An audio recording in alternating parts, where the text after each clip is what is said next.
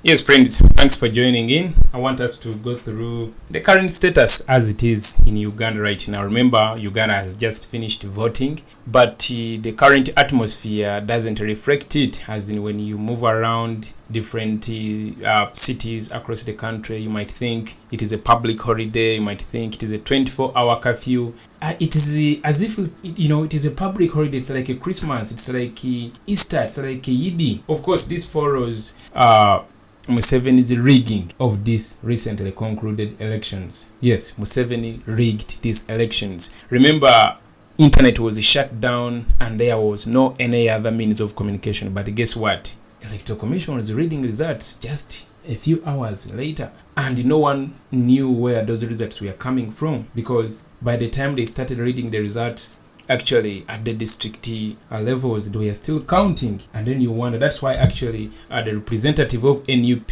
Bobiwine's representative at the tallying center, refused to sign those forms that acknowledge Museveni's win. So, but what is currently happening? Basically, Bobiwine is still under house arrest. This is now 4 days. Remember, military surrounded off his house. No one is allowed to enter, actually even to leave the house. It is still very tense, whereby these soldiers a few days ago, they even jumped into Bobiwine's gate and they beat up one of his security, beat up everyone there. Just yesterday, Honorable Francis Zake was brutally, arrested and beaten, shot at. He's still actually in a very critical condition in a Lubaga hospital.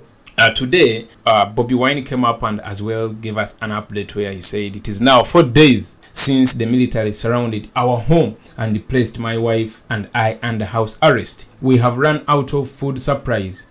And when my wife tried to pick food from the garden yesterday, she was blocked and assaulted by the soldiers staged in our compound. This is an admin that posted this update highlighting the event that took place at the home. They are under house arrest, no food supplies, nothing to eat. And when the wife tried to, get out of the house and get food from the garden, she was beaten, she was assaulted by the soldiers who were staged, at Bobiwine's home. And you wonder whether this is going to take for a lifetime. Because all I can say to you, this is just the beginning.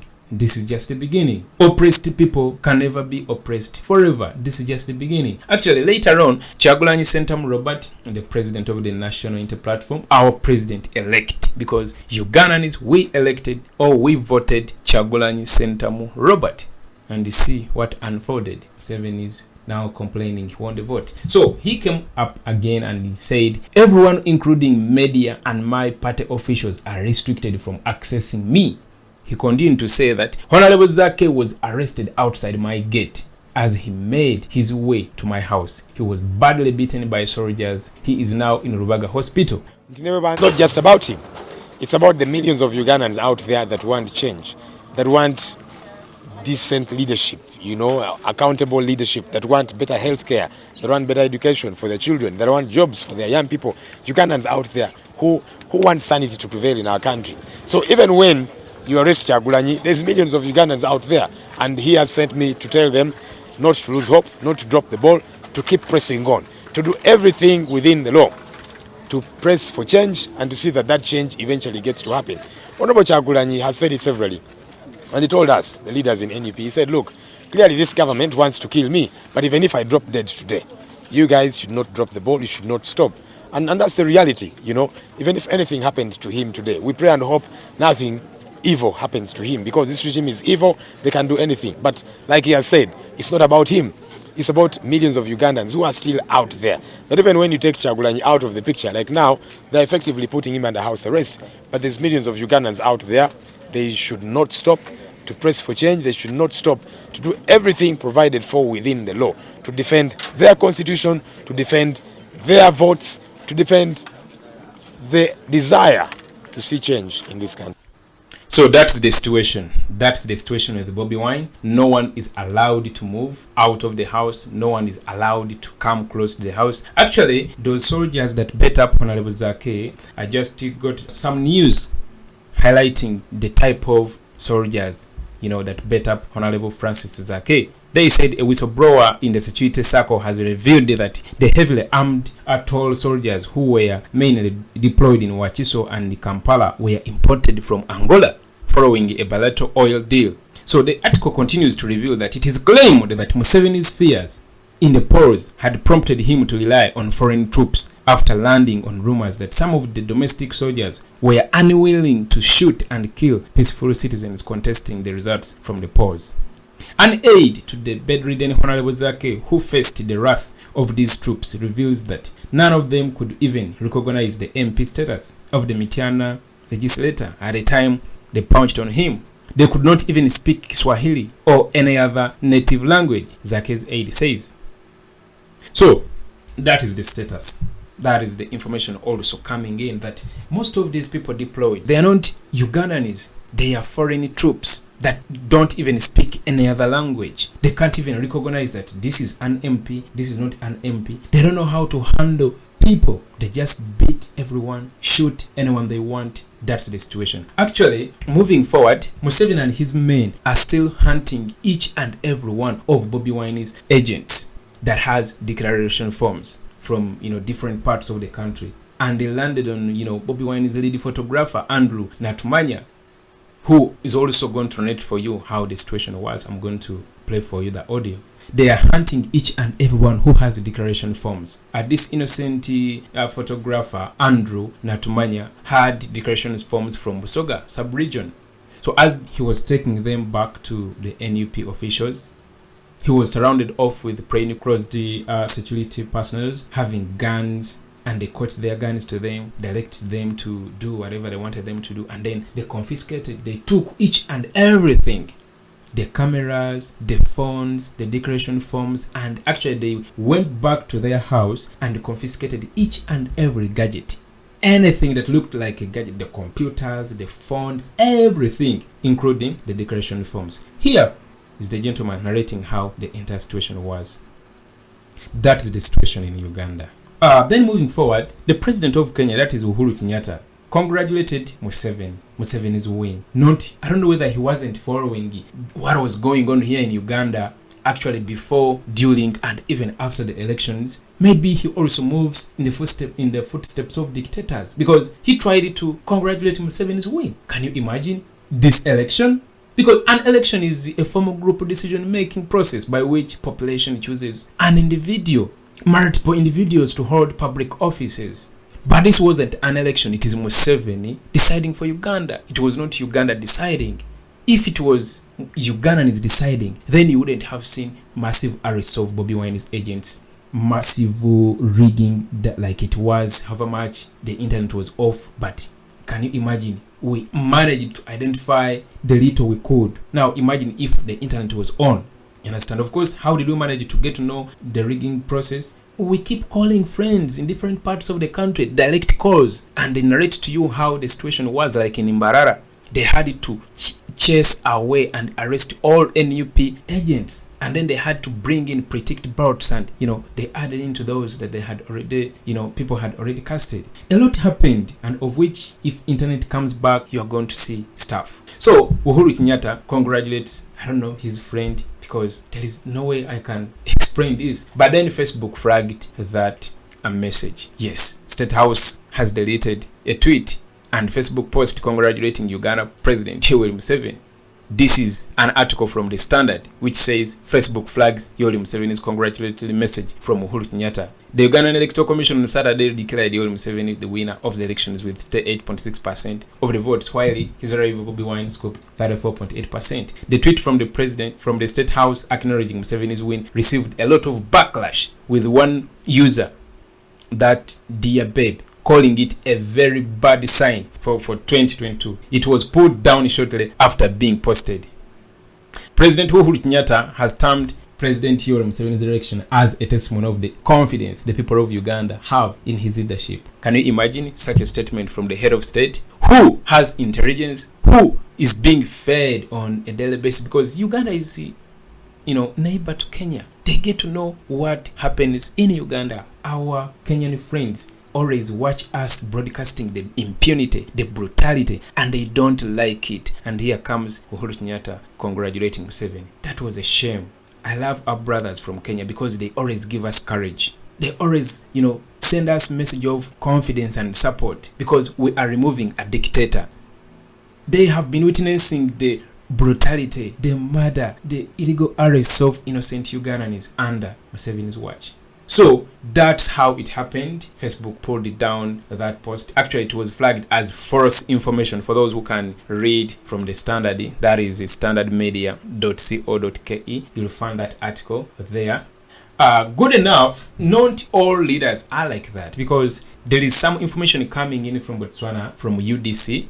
Yeah, highlighting what has been good. I'm going to read for you the entire statement, what UDC has said. Of course, UDC, that is the umbrella for democratic change, a political alliance in Botswana. It was founded in November, way back in 2012, by members of various opposition parties, including BPP, BMD. They rallied together to, in the run-up of the previous elections in 2014. That was by the Botswana National Front, the BNF, the Botswana Movement for Democracy, and then the Botswana People's Party, with the aim of uniting the opposition in those elections of 2014. Basically, yeah, that is UDC, and it is an opposition political party, and as we speak, its president is Duma Boko. So it came up with this statement. The umbrella for democratic change, UDC, has noted the events that unfolded in the lead up to the sham. That was the recent Ugandan general elections. They were a complete farce, with violence occasioned on opposition leaders prior, during, and after the elections. The opposition was not allowed to campaign freely, while the incumbent, Yoweri Museveni,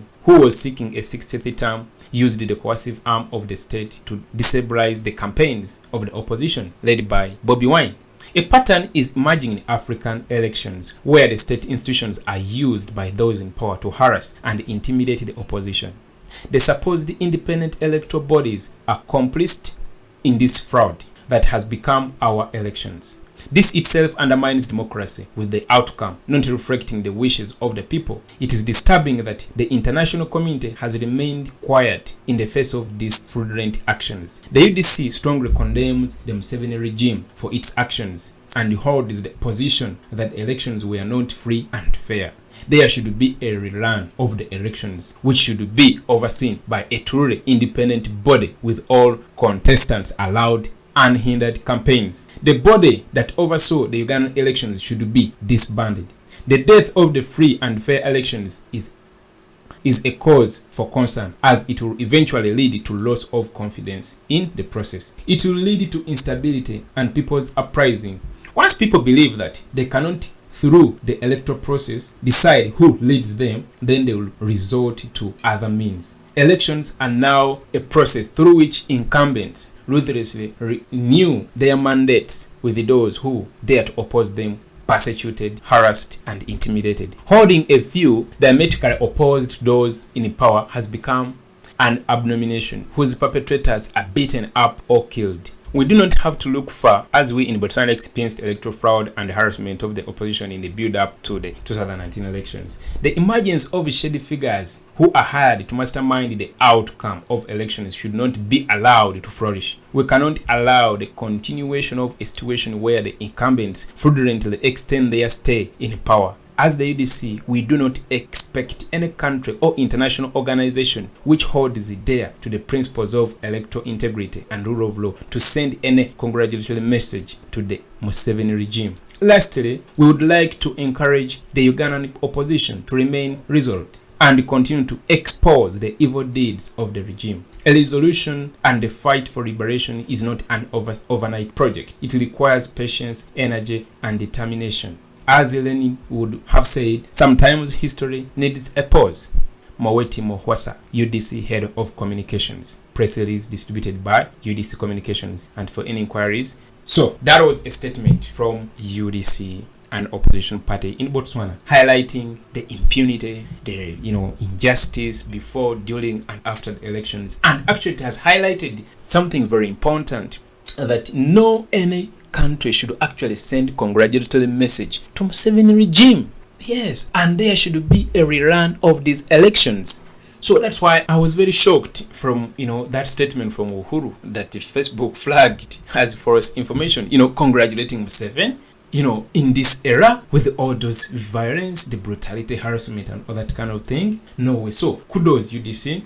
That was a very good statement, a very nice one from you guys. Thanks for the support towards Ugandans. Yes. And actually, such countries like Botswana, those are the countries Museveni and its regime should look up to, because these are developed countries. Those are the countries that you never hear that there is someone being shot, there is someone being harassed, there is someone being, there is democracy in its true meaning.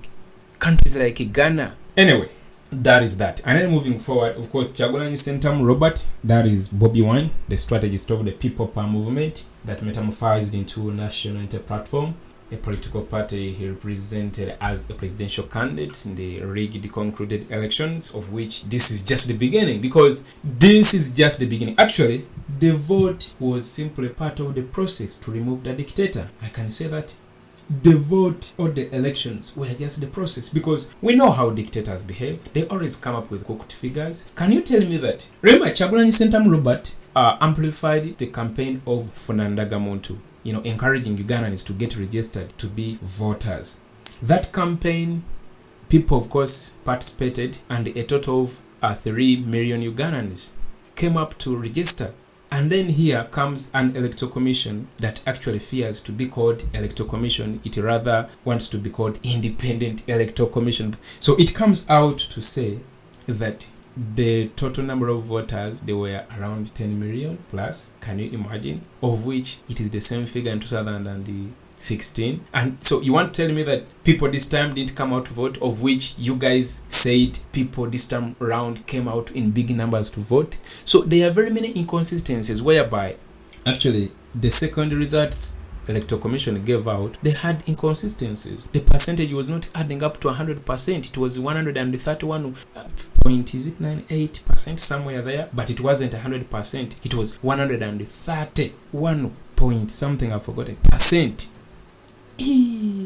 At least come up with cooked figures the public can buy. But you even fail to compute a simple mathematics of, aligning the percentages together such that they match to 100%. And then later on they had to reduce on Museveni's votes, because on Friday Museveni had a total of 4,470,000, somewhere there.